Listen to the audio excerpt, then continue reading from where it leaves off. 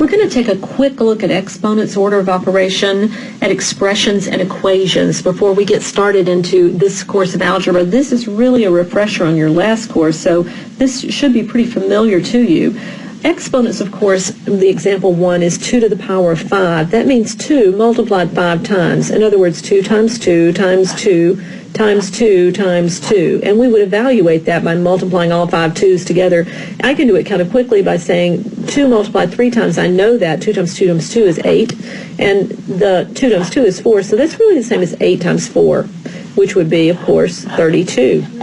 Now, 1's are easy. Example 2, it doesn't matter how many times I multiply 1 together, I'm still going to get the number 1. So 1 multiplied 99 times would be 1. 1 multiplied 3 million times would still be 1. So 1 to any exponent is going to be the number 1.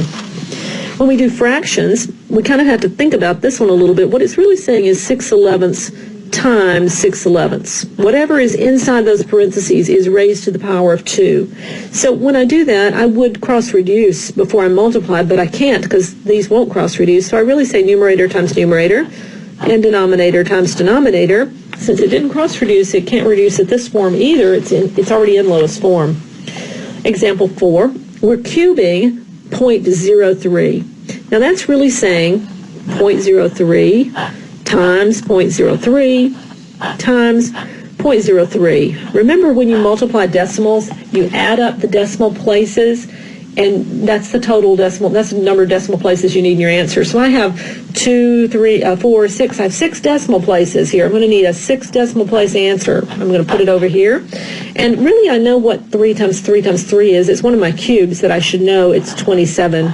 But it needs 6 decimal places. So I'm going to have to put 4 zeros in front of that 27. And then a decimal place. Count the zeros. And the 2 and 7, that'll be your 6 decimal places that you need in your answer. Example 5 is really about order of operations. Do you know what comes first? We have subtraction, multiplication, addition, and we have exponents. And of course, the highest level in that statement is going to be exponents. So I'm going to go ahead and I'm only going to work one thing at a time. I'm going to write everything else down. I'm just going to take care of this 2 to the power of 5, which of course 2 to the power of 5, I've already done that, haven't I? It's 32. Next I'm going to say, what do I do next? I have subtraction, multiplication, addition. I do the multiplication next. I would say 6, and I would say negative 2 times 2, negative 4. Remember the sign, the negative 2 is multiplied times the positive 2, and that sign is negative for my answer. It becomes the operation subtraction, plus 32. And now I'm going to subtract. 6 minus 6 minus 4 gives me 2, plus the 32 that's there, and that would give me 34 for my answer. Now look at example 6. Example 6 has what we call nested parentheses, or more sets of parentheses than just one. And what you do is you work the innermost parentheses first. We're going to just go through this problem and we're going to write it all down, but we're going to work the 6 minus 4, which is 2, and then everything else is just written down for us. I still work inside parentheses. These are my parentheses now, but what have I got? I've got addition and multiplication. I'm just going to do the multiplication this time. 4 and 6, 3 plus 2 is 6.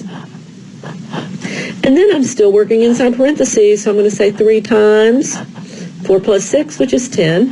Finally, I get to do the multiplication that takes care of my parentheses, and I say 3 times 10 is 30. When you have a fraction and it has operations that have to be performed in the numerator or the denominator, we treat them as separate problems and we bring them together at the end. So all we're going to do at first is look at this numerator and say, what do I do first? 16 plus, and that says absolute value of 13 minus 5. We treat absolute value signs just like parentheses, so we're going to do that first.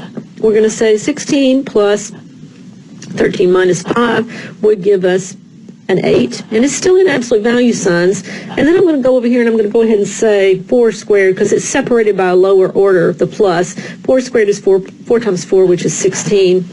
In my denominator, the first thing that I do with that, there's only one operation, so I can go ahead and do it. 17 minus 5 is 12. Now, I want to work my numerator again. I want to get rid of these absolute value signs. So really what I've got here is 16 plus, the absolute value of 8 is just 8, plus 16, and that's over 12. And then I can add up everything in my numerator. 16 plus 8 gives me 24. Plus 16, well, I might need help with that, so I'll write it down. Remember, you don't have a calculator on these tests, so practice without it. 6 plus 4 is 10, carry my 1. I end up with 40. In my numerator, in my denominator, I've got 12. So now I have to reduce. Well, what goes into both these numbers? I think I can reduce them both by the number 4. Let's try that. Divide both numerator and denominator by 4, I end up with 10. And in my denominator, I end up with 3. So do I have to change it to an improper fraction? No. The problem started up here as a fraction, so we can leave it as an improper fraction. We don't have to change it to a mixed number. Let's take a look at example 8. They've given us some values they want us to substitute into this expression. So what we do is every time we see the variable y, we're going to put in an 8. When we see a z, we would put in a 4. When we see an x, we're going to put in a 12. I think this one only uses the y and the x, so we don't really need the z. Let's go ahead and fill in the values here. What it says is y squared, which would be 8 squared, plus x, which x is 12. That's my numerator. My denominator is going to be x squared, which is going to be 12 squared, plus 3 times y, and y is 8. Now, I just have to follow order of operations here to evaluate. In the numerator, I'm going to do exponents first, so I would say, I'll come over here so we have some room to work. 64 plus 12. 8 times 8 was 64. In my denominator, I'm going to do exponents. 12 times 12 is 144. And then I can say plus, and I can go ahead and multiply 3 times 8, which would give me 24. Now everything's addition, so I'm going to add in my numerator 64 plus 12. Be sure you write it down if you need to do this separately. Adding horizontally is always a bad idea, especially on a test, but I think I can do it here. 76, and then 144 plus 24. 4 plus 4, 4 plus 2, 1, okay, 168. I need to reduce this, but I don't see any numbers that I know go into both of them, except they're both even, so I'm going to divide them both by 2, okay? I may have to reduce it again, but this is a good, easy way to start. 76 divided by 2, well, that's going to give me 38. 168 divided by 2, it looks like 84. Both even numbers again. Let's divide by 2 again. Sometimes it's quicker to just go ahead and divide by what we know and see if we can reduce again. 38 divided by 2, I know that one, it's 19. 84 divided by 2, 42, and that is going to be the lowest form of that fraction, 19 over 42. Now, example 9, when we talk about translating, we have to recognize the operations and we have to recognize where an equal sign or a greater than sign goes. So let's sort of take these apart, do some marking before we start writing it down.